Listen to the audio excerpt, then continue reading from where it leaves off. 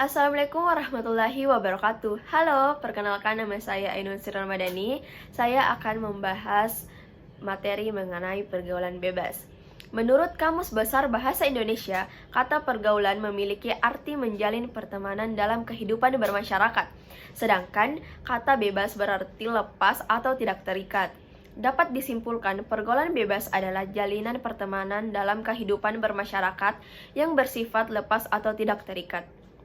Di zaman yang semakin berkembang dan modern ini, semakin beragam pula tingkah laku serta masalah yang ada di lingkungan sosial kita, terutama remaja. Perkembangan tidak selalu membawa hal positif, ada pula hal negatif yang dapat menyeret remaja dalam pergaulan bebas.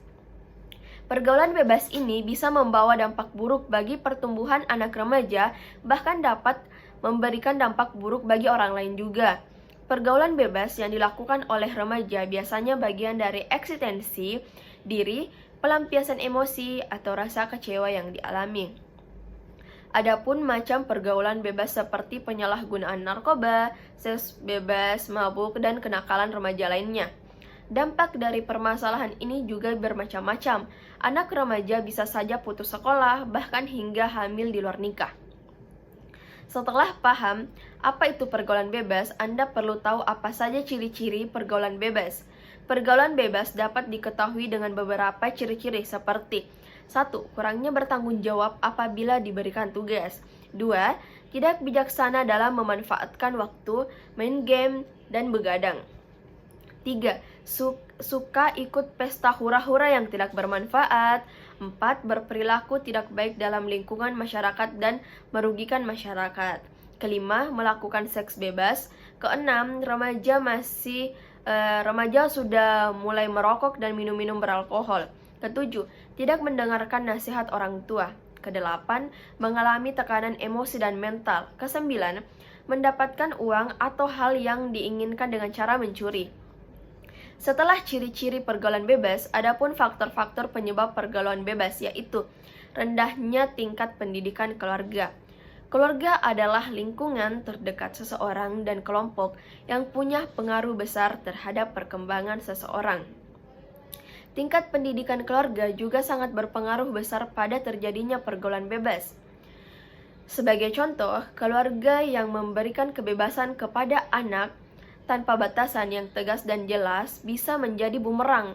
Anak yang dibebaskan mencari teman bahkan sudah mendapatkan izin berpacaran tanpa pengawasan orang tua menjadi salah satu faktor penyebab pergaulan bebas. Kedua, keluarga broken home. Selain itu, kondisi keluarga yang tidak harmonis alias broken home juga berpengaruh buat anak terjerumus kepada pergaulan bebas. Orang tua yang sering bertengkar di depan anak hingga bercerai bisa merusak perkembangan psikis anak.